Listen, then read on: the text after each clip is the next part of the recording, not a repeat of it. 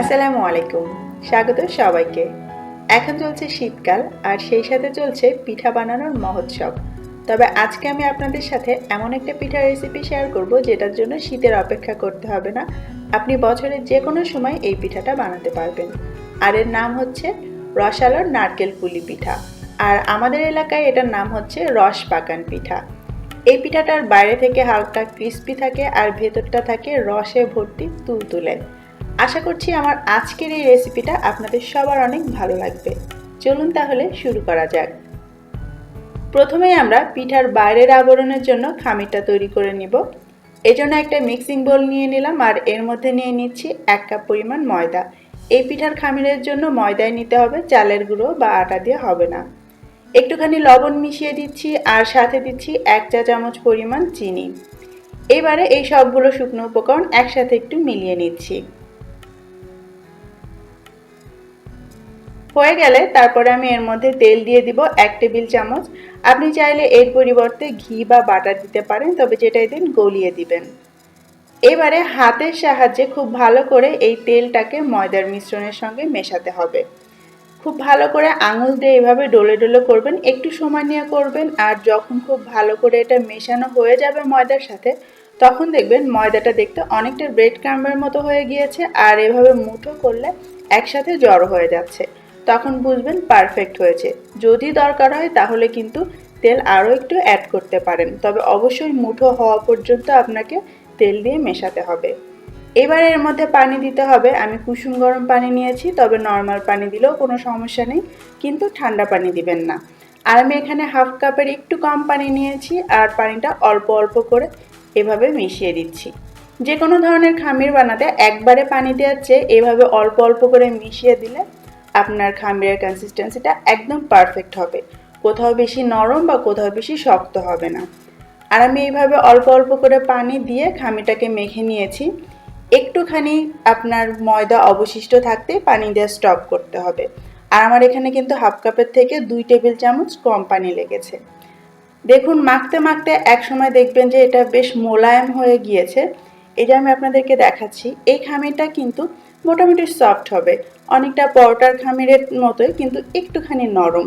দেখে হয়তো বুঝতে পারছেন। আর পানির রেশিওটা ঠিক থাকলে এরকমই হবে। আর দেখুন বাটি আর হাতটাও পরিষ্কার হয়ে গিয়েছে। আর এইভাবে বাটি আর হাত পরিষ্কার হওয়া পর্যন্ত এটাকে মথতে হবে। মোটামুটি 7-8 মিনিট সময় আপনার লাগবে। এইবারে ওপর দিয়ে আমি সামান্য একটু তেল ছিটিয়ে দিচ্ছি, 1/4 চা চামচের মতো। তারপর ওপরে এভাবে আলতো করে মেখে দিচ্ছি।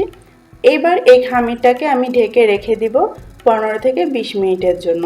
এতে করে খামিরটা বেশ সফট হবে আর আপনার পিঠাগুলো কিন্তু অনেক সুন্দর হবে। খামির তো বানানো হয়ে গেল, এইবার চলুন আমরা পুরটা বানিয়ে ফেলি।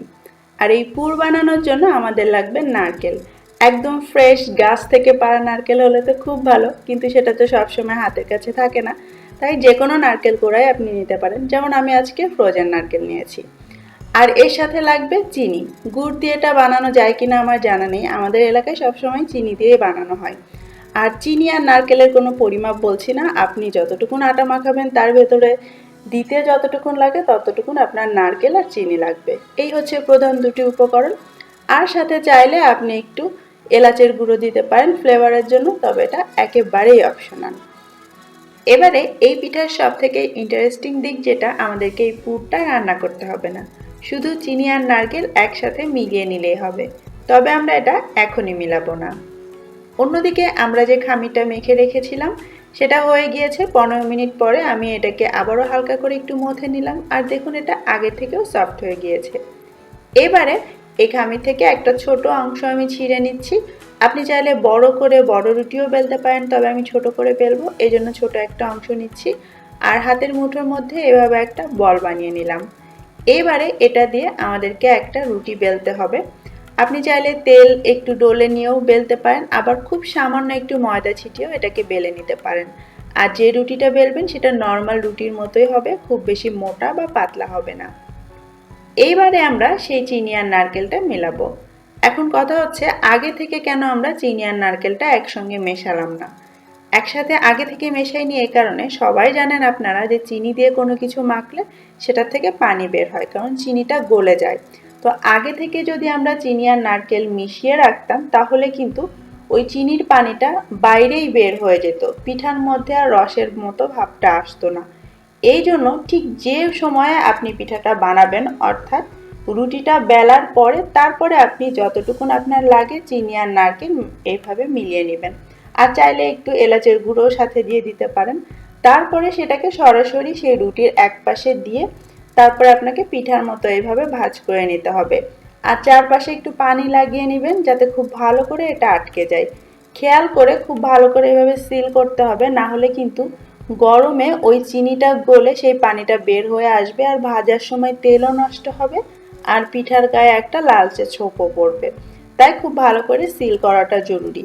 আর কাটার কাছে আপনি চাইলে এরকম কোনো জিগজ্যাগ কাটার দিয়েও কাটতে পারেন অথবা একটা ছুরি দিয়েও কেটে নিলে হবে। ব্যাস এইভাবে পিঠাগুলো বানিয়ে নিতে হবে। আর কোনোভাবেই সবগুলো পিঠা বানিয়ে তারপরে ভাজতে যাবেন না। দুটো করে পিঠা বানান আর তেলের মধ্যে ছেড়ে ভাজতে থাকুন।